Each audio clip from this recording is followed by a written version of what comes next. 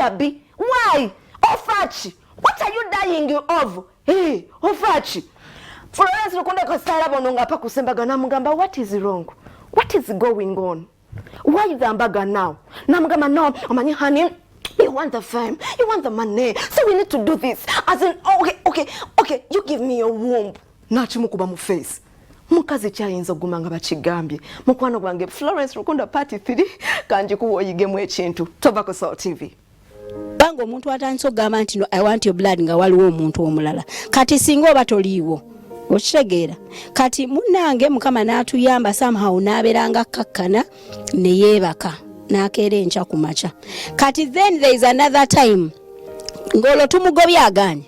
Tugobye aganye, nkubidde maama we aganye, nkubidde musumba we tata we musumba oba bambi ye omwami oyo. I respect him. I respect you wherever you are. Nze manyi nti story ogitegeera. Era oba ojebe ku TV ogitegeera bulungi nnyo. Naye natuuka ekiseera ne ŋŋamba ne pastor gye nali nsabira Pastor Precious.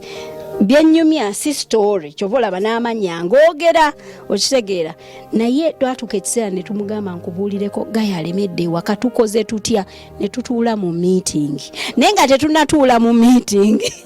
bwe natuula mu meeting Julie yakubira ani? Julie yakubira gundi yoyo. Kati bwakubira gaayo oyo namugamba naye wakishova ewaaba nno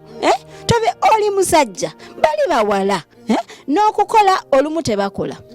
Ne sente ze baba bafunye zibeera ntono nnyo kyokka oyagala tubali obakuliise kati nno nga tusiiba ku mayuuni amayuuni n'obushera abanyarwanda bonna bwe muli oba bafumbira inkombe mu layizi inkombe nga mulimu amata kati nga tufumba bambi ne bimuwoomera okitegeera ng'ajja ate bannange ng'alina obuteekateeka nga bwajja n'atuuka mu nnyumba mulimu Dora mulimu Gloria mulimu abaana bonna fe Isaac Patience bonna because we had a family a roho family nga fenna tweyagala twagala tukola nga janga gamba bano bakola ki wano badde waabwe ennyumba si yagisasula. Kati no kambabulire ebintu bino si binyumya nti noba oba mutegeere ki naye challenges z'omuntu omuweereza nga muyimbi wa gospel nyingi, and these are some of them. Omuntu we bakubira ennyimba zo ku TV ne bazimanya kati nalese tukutenda nkimanyi nti people are going to embrace the song era lugenda kuwa abantu abangi omukisa naye amafuta oba ki ga attractinga byonna n'ensowera n'enkuyege n'enjuki na buli kimu kati olina okwegendereza ennyo okulaba nga ebyo byo attractinze temuli kigenda kutta bulamu bwo okitegeera kubanga time yatuuka bannaye nga gaya atumalako emirembe ng'abaana ne batuukitsa ne baŋŋamba naye lwaki ono lwaki ye yata si agenda kubanga for us we are family abamu ne bagenda nga bagenda bwe batyo up to now abamu bankubira essimu bagamba bannange tuddemu bannange tutandikirawo naye ne wakuddayo wali Julia mukubira namugamba lwaki tove wa muno lwaki biki era paka n'olwaleero tayagala Julie yamugamba wantama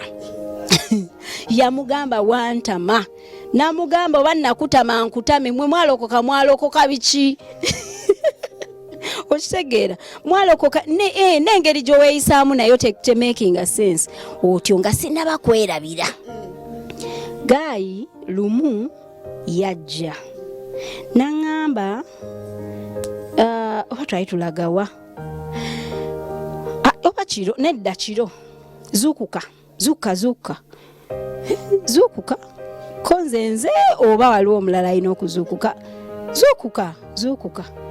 in fact mwena muzuukuke kwata amazzi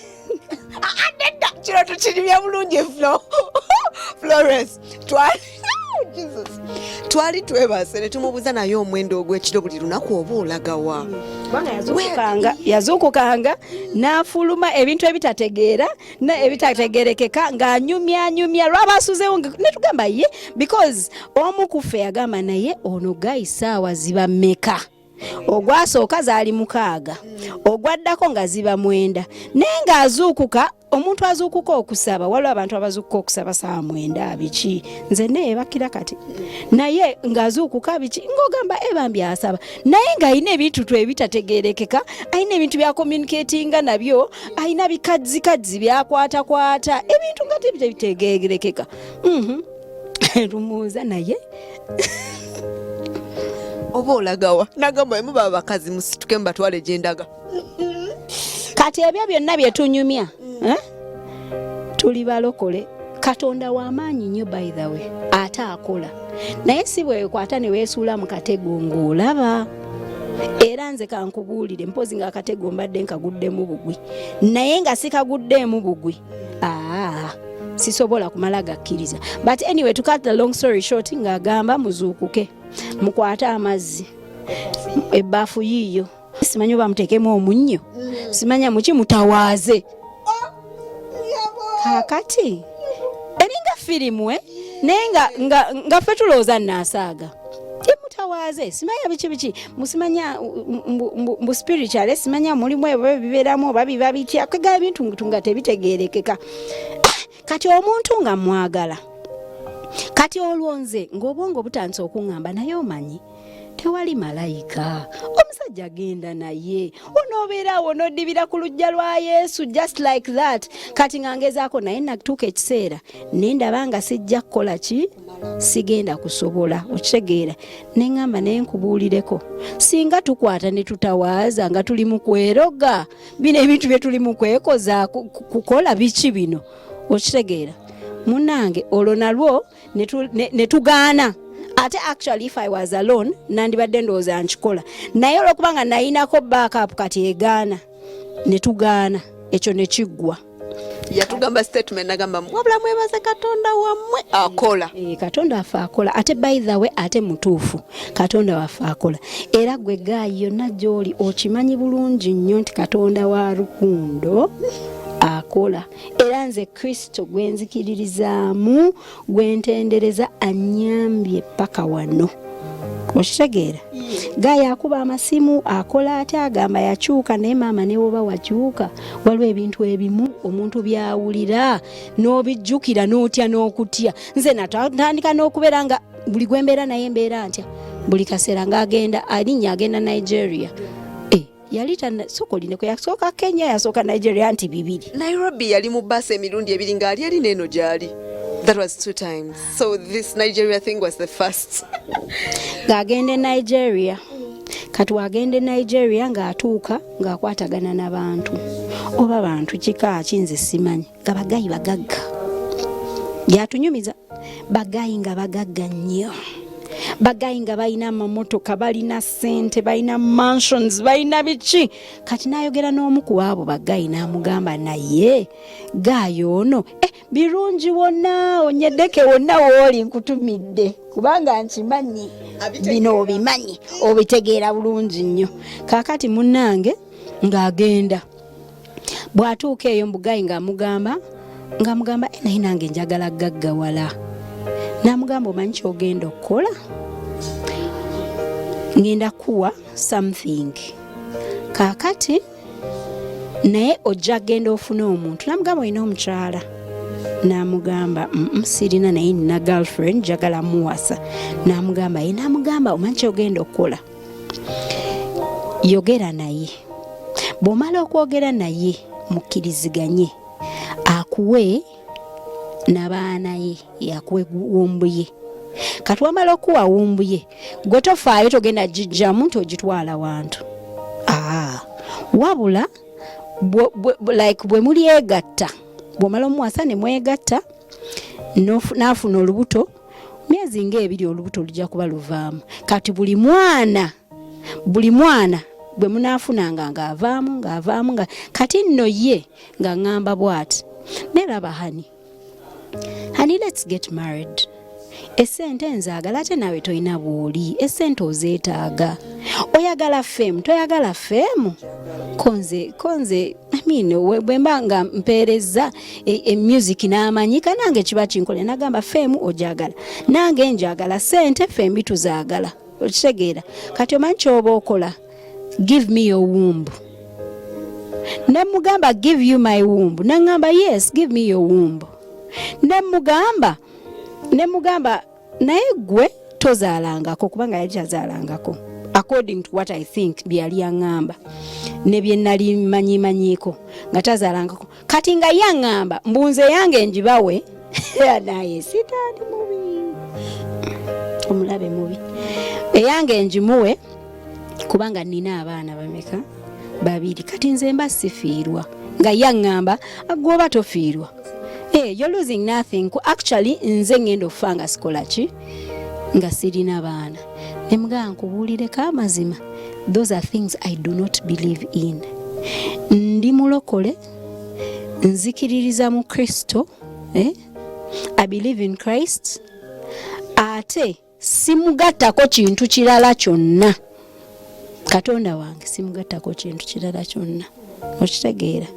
munaayawo nabeerawo nga annemerako naawe batugendeko Nigeria kati yasooka byogera ng'ali eri n'atabimalayo bwe yakomawo nabiŋŋamba mufuulu biki kati olwo nange kyennyumiza musumba wange naŋŋamba naye omukyalo oyo mutumidde nnyo kubanga yali sensitive ye yasooka byogera yasooka gamba naye nina Katonda byandaze ng'omulenzi oyo alina byalimu naye nga tebitegeerekeka jjukira mwana wa musumba tebitegeerekeka nagamba weegendereze naŋŋamba omanyi tola ntubadde tugenda kucelebratinga embaga ezze biki naye genda mpola omwana oyo alina ebintu byataliimu byayingiddemu ebitali bya buvunaanyizibwa ebitali bya bwakatonda munnange to cut the long story short era time yatuuka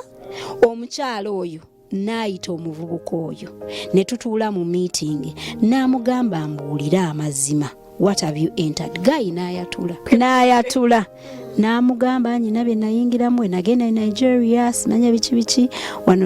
wano mbadde in connection with them ne nagenda Nairobi simanya era bye nali ngenda era bye yali agenza okusisinkana yalinnya bbaasi agende ng'agenza obbasisinkana abo abantu kubanga eri bwe bamusinkana ndoza ne bakola appointment in a certain month nti mbajja kujja ba meeting naye kambuuze nayitawo nti awo Katonda omanyi waliwo wentuuka omanyi waliwo wootuuka nolowooza nti ne bagamba gundi w'amaanyi gundi era w'amaanyi mulokole nnyo simanya akola bwati ne bwati naye ekisa kya Katonda kinkumye ate 10 ku kinnaakyo I am very sure nti Katonda andeese paka wano tagenda kundeka Katonda tasobola kundeka soka tuyimbe tasobola kundekerera kale mbadde ntudde wansinga nkaba ebirowoozo bingi nina embeera ennyigiriza nga mpulira nzigwawo mu mutima njabika ne mpulira eddoboozi erya Mukama Yesu naŋŋamba Rukundo totya ndi naawe nakumanya okuva edda nina entegeka ennungi awo nno ne mbaguka nenzija mu kitiibwa nenzija musinze tanindeka tasobola kundekerera Mukama tasobola kundekerera nga nkooye tasobola kundekerera tasobola kundekerera Katonda waliwo ebyaddala takulese abantu badde babuuza Florence ali luddawa nga takyayimba ebizibu byensanze bibadde bingi naye mu byonna kyensobola okugamba kiri ekintu kimu Katonda ambeereddewo anyambye abaddewo nga sirina kyakulya nampa abaddewo nampa obulamu nankuuma abaddewo ng'abantu abamu tebategera kigenda mu maaso about me buli omu ayogera kikye naye nga Mukama ambeereddewo Mukama ekisa kye tekijjulukuka era nze nzikiriza mu kisa kya Katonda 100 ku kinnaakyo. Ebyo byonna nga bibaddewo ng'abantu abaali basazeewo nti twagala kwewasa ne ŋŋenda ewa musumba wange ne mugamba nsaba kusisinkana ne mpita maama w'omulenzi. Taata w'omulenzi naye yali alina okubeerawo. Kaakati bajje tutuule mu meeting. Era omu ku bo abali mu meeting eyo, in fact ya recording bwa yali Dora Jimmy's. Ne tutuula mu meeting, twatuula wali eri Kibuli. Ng'ebyo ebintu ab'obuvunaanyizibwa abasumba babiri bazze, they have come together, omuvubuka ze n'omuwala ze n'omuntu omulala ze. Kati yasooka gamba naye Dora oyo lwaki tavaawo. Bali bangoyo meeting nagaana. Omanyi wanzije kango ngambye tofuluma. Ati nali mumanyi nali asobola okukola ekintu kyonna okitegeera. So kakati munnange ngagamba aveewo biki pastor oli n'agamba Florence waba yazze naye lwaki ataavaawo. Olwo nga tugezaako mbu tukwatagane tukole ki like yes tulaba oba ebintu bisobola okutambula. Gwate munnaye buli relationship gwonoyingiramu ng'ogita, buli w'ogiyingiramu ng'ogita onoobeeramu ebyo paka. Kati nga ngambye sigenda kubeeramu ebyo paka. Munnaye nga tutuula, maama w'omulenzi n'atunulya musumba wange bw'ati namugamba nnyabo mpozi oli mufumbo gwabuuza mumanyi era babadde nga bamiitinga mu nkuŋŋaana z'abafumbo. N'amugamba